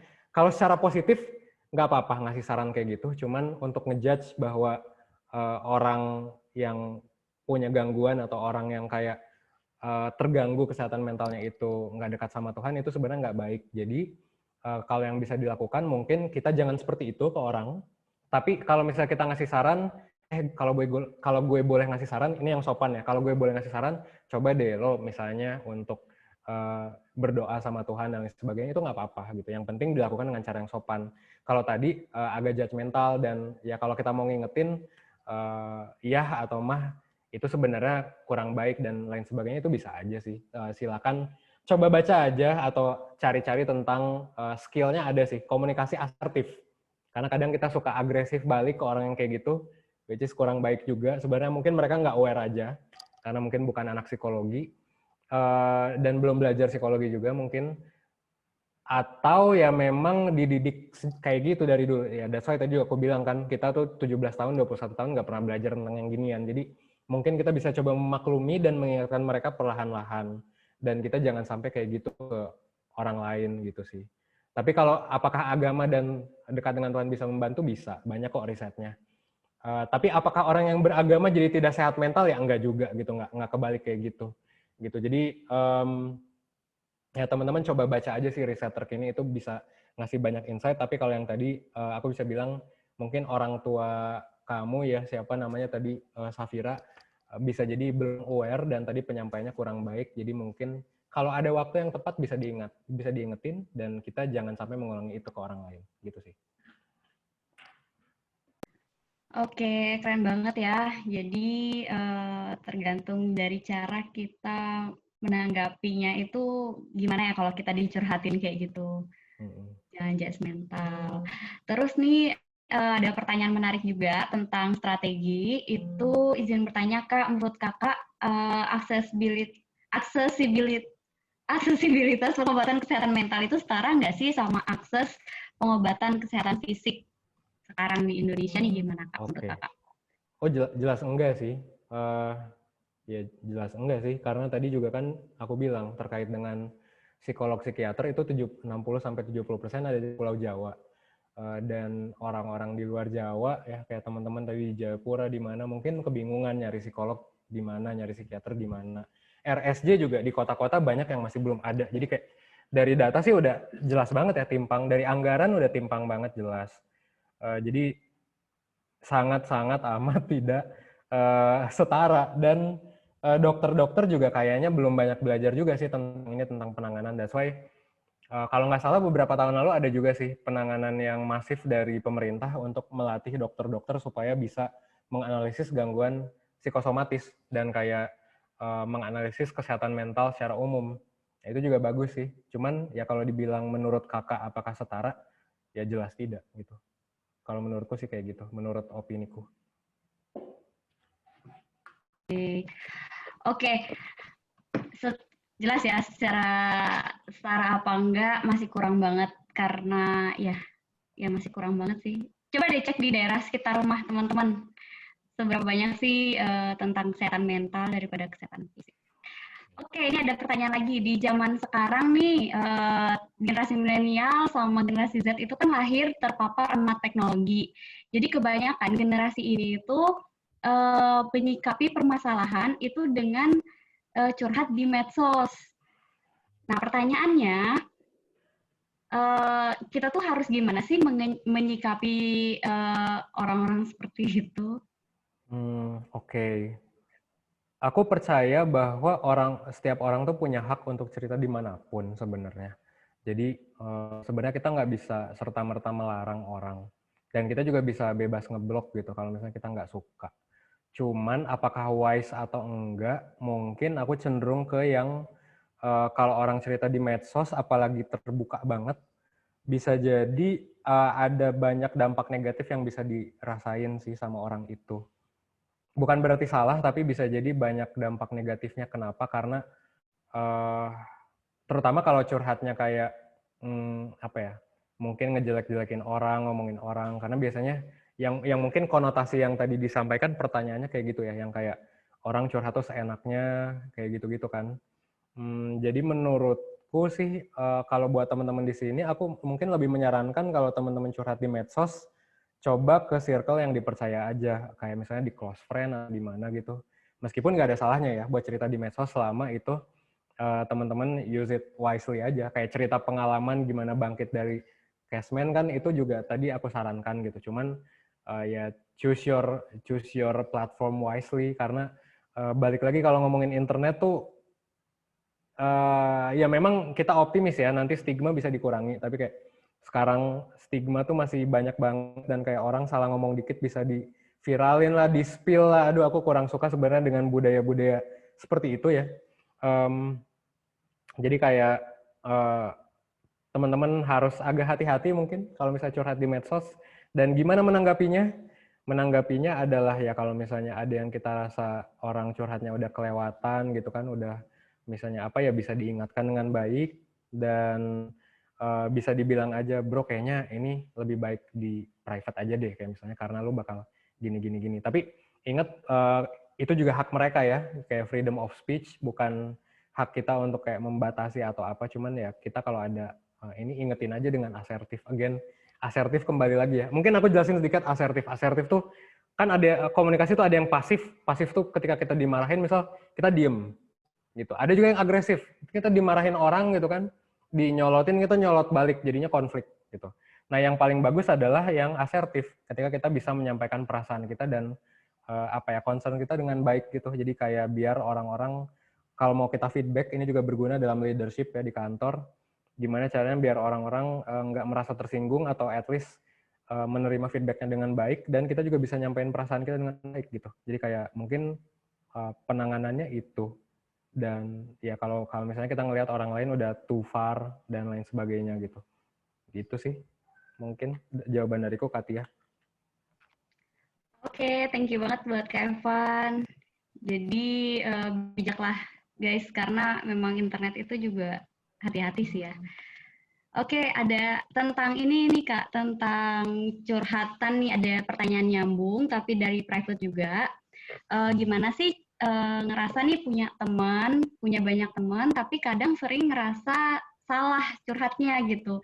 Aduh, kayaknya aku salah nih curhat ke orang, aku curhat ke orang yang salah nih kayak gitu. Nah, terus enaknya gimana sih gitu? Apakah kita tetap terbuka aja atau seperti apa? Atau mungkin bisa 1% ya Kak? Oke. Ya, sebenarnya kalau ngomongin cerita, menurutku tuh ada level-level tertentu yang bisa teman-teman jalani dalam cerita. Jadi kalau mungkin lembaga kesehatan mental lain atau kayak ya 1% juga sering banget sih bilang kalau lo ada apa-apa ke psikolog aja. Cuman menurutku pribadi karena jumlah psikolog dikit, psikiater dikit, sebenarnya mimpi besar 1% adalah untuk gimana caranya to put the right man on the right place. Jadi tinggal gimana caranya teman-teman menganalisis diri teman-teman, tepatnya cerita ke siapa gitu. Paling awal memang enaknya cerita ke teman ya, atau ke orang terdekat. Nah, kalau ceritanya kira-kira nggak tepat, kira-kira bisa ngapain? Nah, sebenarnya ada level-level tertentu. Ini coba aku sekalian tulis kali ya. Jadi pertama itu, menurutku yang teman-teman bisa lakukan adalah cerita ke diri sendiri. Maksudnya ke diri sendiri adalah teman-teman bisa nyatet, gitu ya, nyatet di buku, bisa analisis pikiran sendiri lewat meditasi. Itu juga sekalian refleksi diri gitu kan.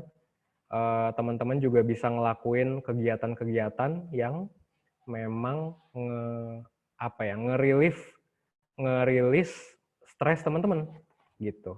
Jadi kayak pertama tuh kalau misalnya teman-teman ngerasa kayak stres atau apa, bisa cerita ke sosmed tapi yang nggak ada followersnya lah, second account yang di private dan lain sebagainya gitu ya. Itu bisa banget gitu cerita ke diri sendiri. Yang kedua levelnya adalah kalau cerita ke diri sendiri gak ampuh, coping stres, penanganan stres yang dilakukan sendiri gak ampuh, teman-teman bisa cerita ke teman gitu, atau ke orang tua, atau ke orang-orang terdekat gitu ya, atau ke orang-orang terdekat, di mana memang teman-teman choose wisely, ini orang bisa gue percaya nggak, dan memang wajar banget kalau teman-teman misal salah cerita ke orang terus kayak baru tahu di akhir, ya tapi nggak apa-apa memang kita itu resiko yang perlu kita ambil sih dalam membuka diri karena kadang orang-orang tuh jadi nggak cerita sama sekali karena takut gitu. Jadi kayak menurutku sih kalau mau cerita ya cerita aja nggak apa-apa. Nah kalau cerita ke temen nggak berhasil, nggak ada teman sama sekali, nah baru mungkin cerita ke konselor gratis bisa jadi teman-teman karena udah banyak sekarang peer counselor dan lain sebagainya yang memang bertugas untuk itu. Nah kalau ke konselor gratis teman-teman nggak beres ceritanya baru cerita ke kalau di 1% kita namanya mentor atau misalnya konselor berbayar tapi bukan S2, bukan S2 psikolog. Kalau menurutku sih kayak gitu. Kenapa? Karena yang tadi apa ya? Menurutku memang orang-orang harus membiasakan untuk ke tenaga yang non specialized sekarang tuh gitu. Itu pendapat pribadiku sih. Kenapa? Karena ya tadi jangan sampai kita jadi ini menurutku ya by the way untuk jadi ngebatasin orang-orang yang butuh ke psikolog tapi kuotanya diambil sama kita gitu. Menurutku gitu levelnya. Nah, baru yang kelima ya bisa cerita ke psikolog. Kalau ke psikolog gak mempan juga terapinya bisa cerita ke psikiater. Nah, di sana psikiater tuh bedanya sama psikolog adalah bisa dapat obat gitu. Jadi ada level-levelnya. Kalau menurutku pribadi ya, itu dari framework yang dibikin 1% tuh kayak gitu. Itu aku udah chat juga tuh.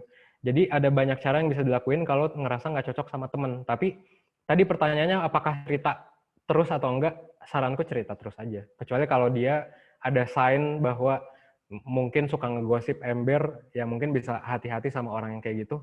Bisa ke orang lain yang mungkin bisa lebih kita percaya gitu. Again, use your guts, gunakan perasaan teman-teman aja apakah ini orang bisa dipercaya atau enggak. Kalau enggak ya bisa ke teman yang lain atau itu ada 6 step ya yang menurutku bisa teman-teman lakuin kalau ngomongin soal cerita. Gitu sih. Oke, thank you Kak Evan. Jadi gitu ya, bisa dicoba tuh satu persatu. Kalaupun misalnya trauma sama temen tuh bisa coba yang pertama tuh kayaknya ampuh sih, gitu. Karena ngeluarin hal-hal yang terpendam. Oke, terpendam. Kak, ini ada nih menarik juga yang pertanyaannya. Misal kita jadi konselor atau kita dicurhatin, gimana sih supaya ngekotakin pikiran kita tuh supaya nggak tergabung sama pengalaman dari si konselingnya itu gitu. Bisa kan mungkin ada yang kayak kepikiran juga sama masalah teman gitu. Gimana sih supaya ngebatasin itu gitu. Oke. Mungkin aku mau pakai salah satu filosofi yang sering digunakan 1% adalah filosofi stoik atau filosofi teras, ada bukunya ya.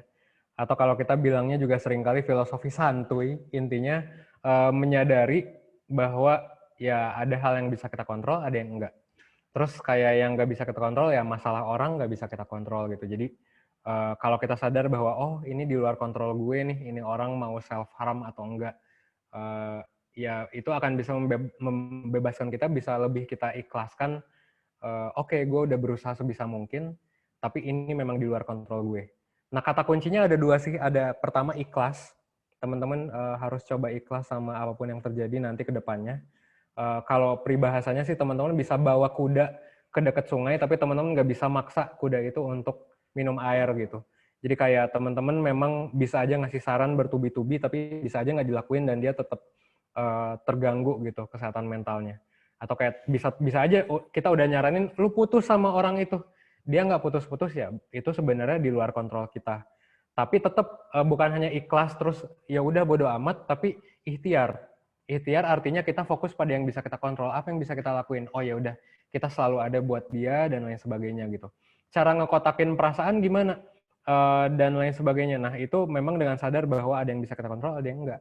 Jadi kayak biar kita lebih mudah untuk mengikhlaskan hal-hal yang memang nggak bisa kita kontrol. Tapi at least kita harus tetap usaha aja meskipun kita tahu ini tuh nggak bisa kita kontrol. At least we do apa ya, we do the least we can do lah gitu. Entah itu dengerin dia atau dengan mungkin nemenin dia dan lain sebagainya gitu. Menurutku sih sebagai konselor sebaiknya kayak gitu. Dan coba baca juga deh tentang counter transference. Itu juga kadang sering terjadi dalam konseling, alias ketika, jadi kalau di teori psikologi itu ada yang namanya transference.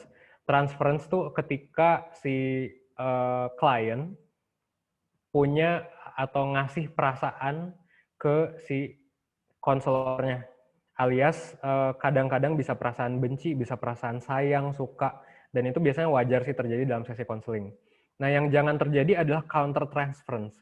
Ketika kita mengasih perasaan kita juga ke dia. Dan seringkali nggak etis juga. Ini tuh nggak etis sebenarnya dalam hal entah itu rasa cinta, rasa sayang. That's why di kode etik psikologi juga memang nggak boleh konselor biasanya menangani klien yang punya hubungan dengan dia. Alias menangani teman, menangani pacar, itu dilarang sebenarnya di kode etik.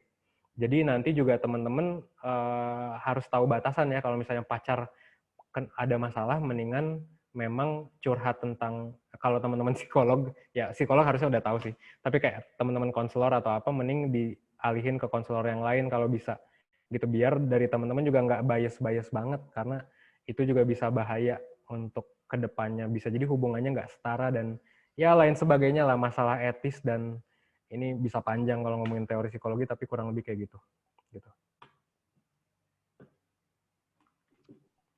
Oke, thank you Kak Evan. Teman-teman BTW yang belum ngisi link, silahkan ngisi link absen dulu ya. Karena belum semua ngisi link, jadi silahkan ngisi link buat sertifikatnya. Oke,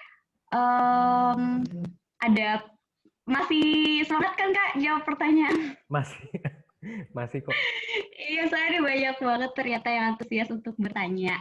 Ada yang nanya juga nih, mungkin sekaligus aja kali ya, yang nanya gimana sih Kak caranya supaya kita itu tetap bisa memegang teguh prinsip kita, kalau kita tahu lingkungan kita tuh ternyata toksik gitu, maksudnya banyak spirit negativity.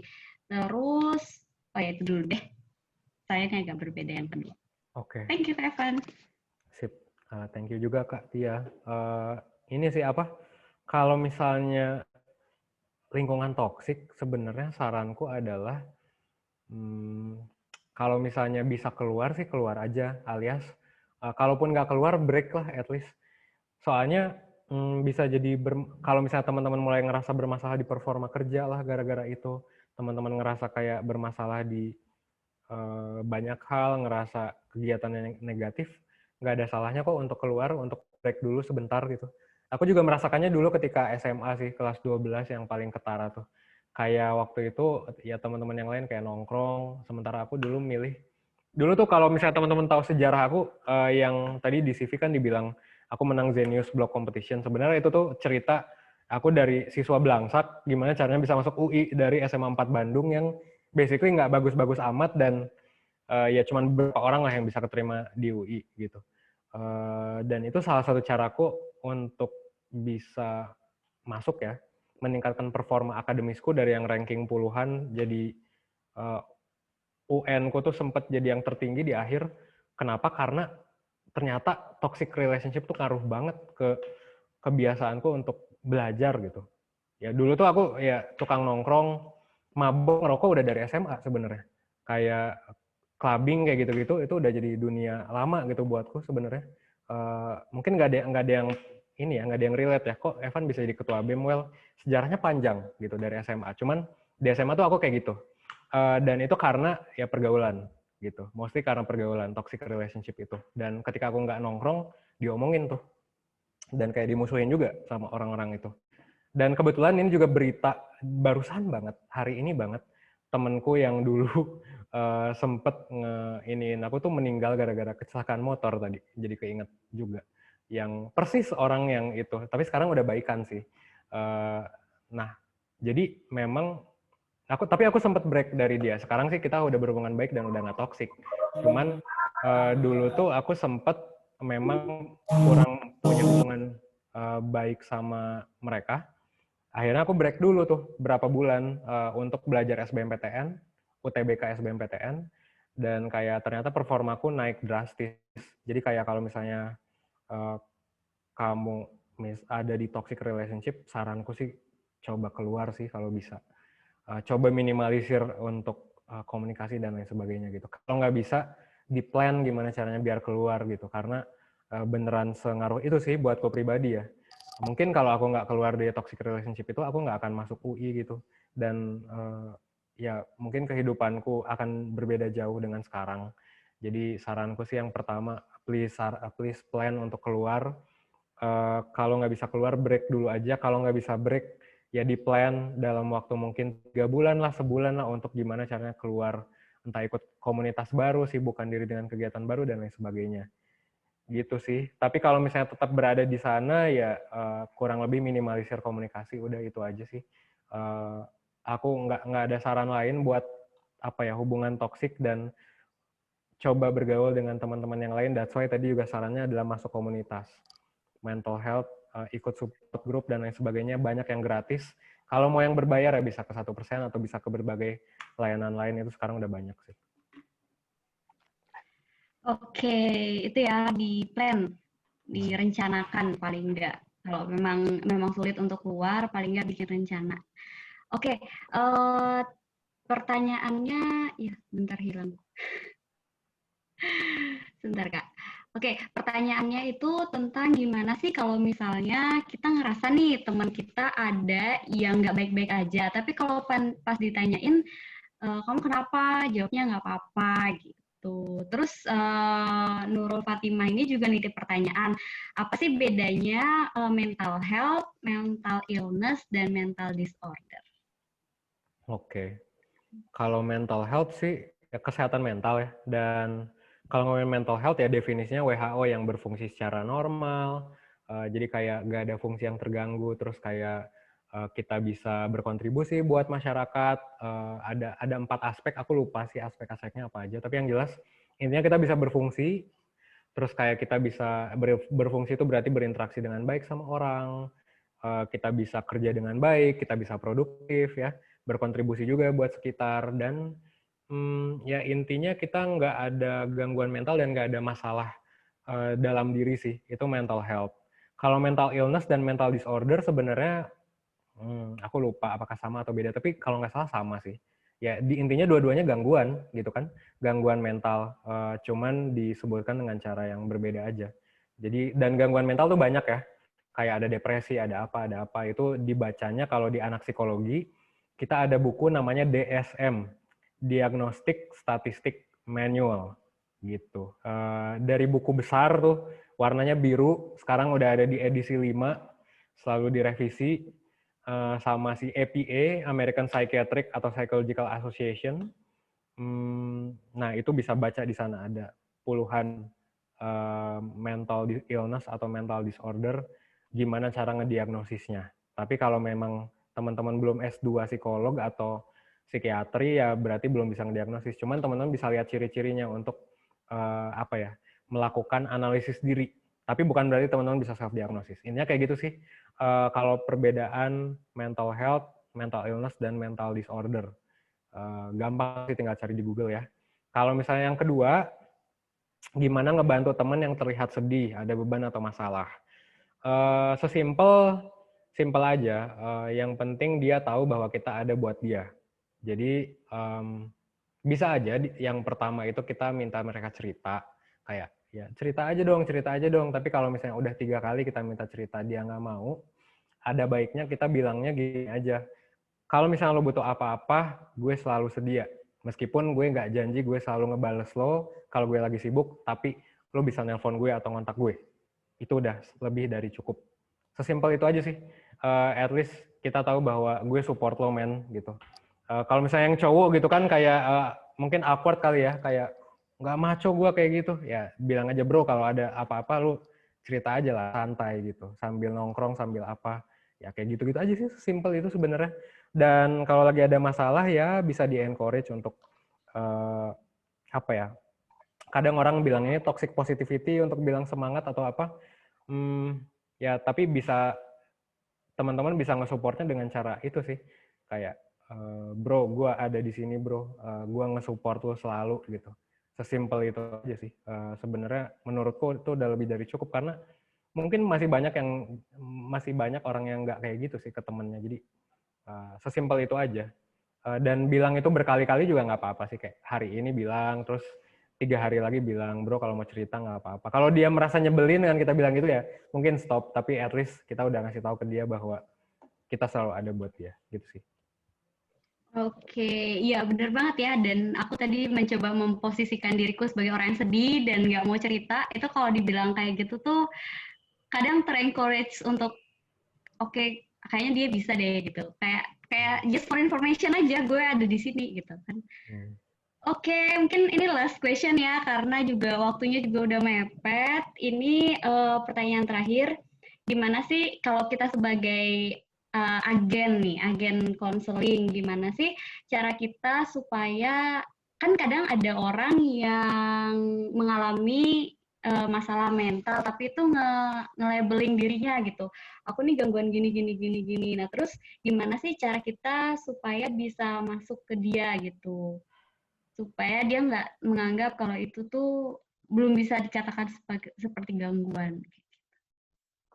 Oke, intinya gimana caranya? Hmm, Bukan memberikan ma- sedikit stigma ya. ya, in- Ini tulisannya memberikan sedikit stigma. Mungkin biar oke, ini kali ya, dia nggak terlalu takut untuk apa dia ngelabelin diri supaya supaya apa ya supaya dia nggak terlalu self diagnose gitu, terus supaya dia bisa lebih bangkit dan dia nggak terpuruk sama self diagnosnya itu. Gitu. oke. Hmm, Kalau menurutku menanggapi yang self diagnose itu sebenarnya kita bisa pastiin lebih lanjut sih, kayak eh, tanya dulu aja, maksudnya kayak pertama mungkin bisa ditanya rujaknya ya, boleh secara langsung gue mau rujak lu dong. Atau kalau awkward ya bisa tanya implisit aja, gimana kondisi kesehatan mental lo dan kayak gimana finansial lo dan lain sebagainya. Analisis aja sih mereka kayak gimana dan kira-kira ada ciri-ciri yang kayak gitu nggak gitu. Dan kalau misalnya kita ngerasa dia self diagnose karena dia mikir bahwa gue depresi, tapi ternyata setelah ditanya dia belum pernah terapi atau konseling atau didiagnosis sama psikolog dan psikiater, kita bisa ingetin sih bahwa again mungkin kuncinya adalah assertive communication. Jadi kayak kita bisa ingetin bukan secara agresif, lu mah self diagnose mulu cuy gitu. Nggak kayak gitu juga, tapi lebih ke uh, ini aja, sampaikan secara baik bahwa sebenarnya dan self diagnose juga nggak selalu buruk sih gitu. Jadi self diagnosis tuh menurutku definisinya perlu di rework lagi. Anggap aja ini ada self diagnosis yang baik, ada yang buruk ya. Kalau yang buruk itu sebenarnya yang memang memberikan label, stigma, dan beneran bertingkah laku buruk gitu dari stigma itu. Jadinya kayak ngerasa bahwa itu tuh bisa dijadikan mungkin excuse ya. Jadi dalam tanda kutip mungkin manja sama kerjaan, bisa juga kayak gitu. Atau kayak bisa jadi juga dia jadi menganggap dirinya sendiri buruk gitu. Nah itu baru self diagnosis yang buruk. Tapi ada juga yang baik di mana gue kayaknya ciri-ciri ini gue kayaknya depresi deh. Nah kalau misalnya kayak gitu sebenarnya baik as long as dia melaksanakan si 6 langkah tadi yang tadi aku bilang gitu. Jadi kalau misalnya dia self diagnose, coba deh lo analisis lagi, lo kan belum pernah ke psikolog ya, gitu. Atau lo belum pernah ke psikiater, coba deh lo misalnya lakuin intervensi non klinis. Non klinis itu yang tadi ya, meditasi, nyatet, bikin jurnal, gratitude journal lain sebagainya gitu kan, ngelakuin kegiatan yang ngerilis stres, main gitar atau apa. Kalau aku sih main gitar dan main keyboard ya. Mungkin buat teman-teman yang lain ada yang main game, main apa, suruh dia ngelakuin itu aja. Kalau abis itu dia masih self diagnose, suruh dia untuk ya kan udah cerita ke teman-teman ya, coba ke peer counselor karena peer counselor biasanya nyediain juga layanan rujukan. Jadi kalau dari peer counselor kan udah terlatih ya. Jadi kalau mau, tadi juga ada yang nanya gimana cara jadi mentor di 1%.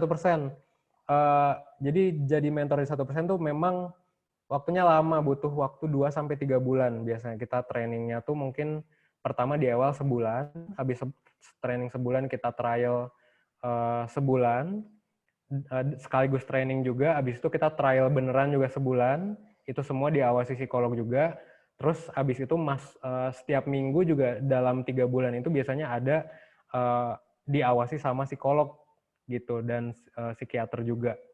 Nah, peer counselor juga kayak gitu sebenarnya, diawasi sama psikolog dan ya psikolog gitu. Dan setauku layanan peer counselor tuh menyediakan rujukan gitu. Jadi encourage aja untuk lu coba cerita deh ke peer counselor biar lu lebih tahu ini. Nah, kalau misalnya ke peer counselor udah, ya suruh cerita ke mentor atau konselor berbayar yang bukan S2. Nanti biasanya mereka akan menyediakan rujukan ke psikolog atau psikiater. Biasa kayak gitu sih. Jadi ikuti langkah-langkah tadi aja dan ingatkannya secara halus aja sih, alias komunikasi asertif yang tadi yang aku bilang, instead of mungkin kalau komunikasi agresif tuh contohnya lebih banyak kata elu gitu. Nanti ini sedikit tips aja buat teman-teman, komunikasi asertif tuh kayak gimana. Perbanyak kata aku instead of kamu, atau gue instead of elu. Karena ketika kita memperbanyak kata lu kayak gini sih, lu kayak gini sih, lu kok self-diagnose, itu biasanya cenderung ngejudge, cenderung pasif-agresif atau agresif gitu. Jadi kayak perbanyak kata, kalau menurut gue kayaknya lu ini deh, apa namanya, bisa melakuin ini, karena sebenarnya ini self-diagnose. Jadi perbanyak kata menurut gue dibandingkan kata-kata lu kok kayak gini sih, lu kok kayak gini sih. Nah, itu salah satu tips sih biar terkesan halus gitu, alias lebih asertif dan tetap tersampaikan pesannya tanpa menyinggung dia juga. Oke, ya banyak banget ya tips hari ini. Thank you banget Kak Evan. Itu satu botolnya udah habis belum Kak airnya? Belum. Belum ya? Oke, tapi sayangnya waktunya udah mau habis. Jadi teman-teman yang bisa aku rangkum dari webinar kita, ini tipsnya udah banyak banget. Mungkin teman-teman juga sambil nyatet. Beberapa hal yang bisa kita lakukan nih, strategi apa sih yang bisa kita lakukan? Ada tentang bagaimana kita mengedukasi diri kita sendiri dulu. Kita ibaratnya tahu produk apa sih yang bisa kita berikan ke orang untuk aware bikin teman-teman kita aware ke mental illness, kita harus tahu dulu. Terus say no to stigma. Kita nggak bisa kita harus lepas dari stigma bahwa orang ini tuh kayaknya gini deh, orang ini kayaknya gini. Terus berani untuk speak up. Nah, ini teman-teman, kita di sini tadi 66 orang nih. Kalau kita aja itu bisa cerita ke 10 orang, satu orang kita itu bisa cerita ke 10 orang teman kita, udah ada sekitar 600 lebih orang yang tahu, yang bisa aware tentang mental illness, dan itu akan sangat membantu gitu. Terus terlibat dalam acara, dan terakhir berbagi tentang pengalamanmu gitu ya. Oke. Oh ya, ini kita sesi foto dulu ya teman-teman. Yuk kita foto dulu semua teman-teman, open kameranya dulu, berikan senyuman terbahagianya, terperasaan tenangnya, biar cakep dilihatnya. Yuk, oke. Saat ini dari Mbak Dery bisa bantu nggak? Atau Mbak Nadila? Oke, bisa. Oke, ya, oke, sip. Oke. Dia babain aja sekalian. Iya, oke, siap. Siap-siap ya teman-teman, udah pada buka kamera semua? Oke. Sebentar, saya hitung. 1,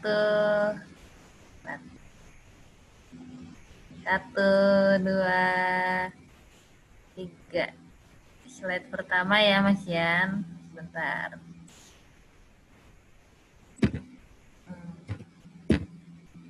Lanjut ke slide yang kedua. 1, 2, sebentar. Sorry. Aduh, grogi nih kayaknya. 1, 2, 3, oke.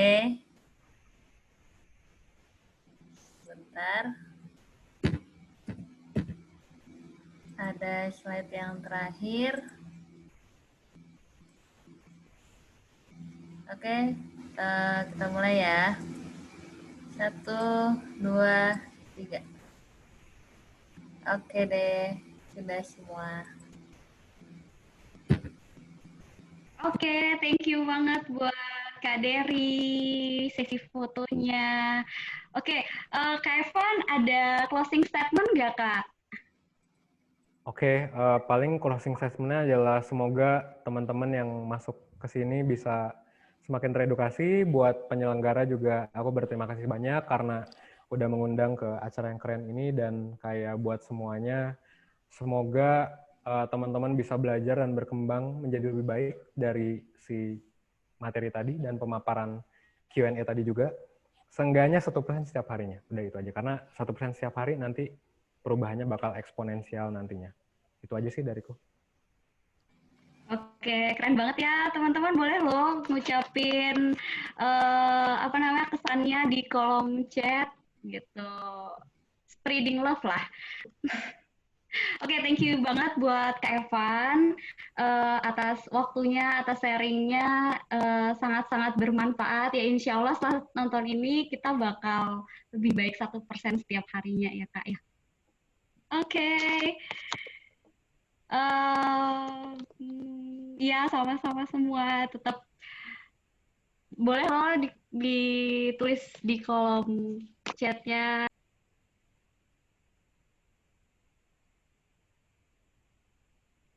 Oke, nanti pengumuman dari 2 pertanyaan terbaik itu kita akan umumin di grup Telegram ya. Nanti kita akan kasih hadiah voucher OVO. Terus berasa nonton 1%. Iya bener banget sama. Berasa jadi live gitu. Karena kalau kita cari di YouTube tuh ya, misalnya kayak quarter life crisis ya munculnya 1% gitu. Terus kata-katanya, suaranya tuh sama gitu kan ya. Oke, thank you banget. Tetap stay tune di IG-nya Merangkai Jiwa, di IG-nya Payung Kolbu untuk event-event kita selanjutnya. Terima kasih banyak buat antusiasnya. Dan stay tune juga di Instagramnya Kak Evan dan 1%, karena bakal banyak materi-materi dan hal-hal apa sih yang bisa kita lakukan supaya mental kita bisa jauh lebih baik ke depannya setiap hari gitu. Thank you semuanya. Kami pamit undur diri. Maaf bila banyak salah. Selebihnya silakan lanjut di grup Telegram ya teman-teman. Oke, dadah. Sampai jumpa lagi.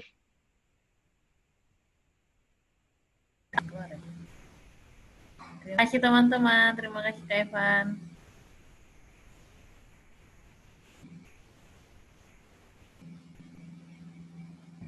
End meet kan?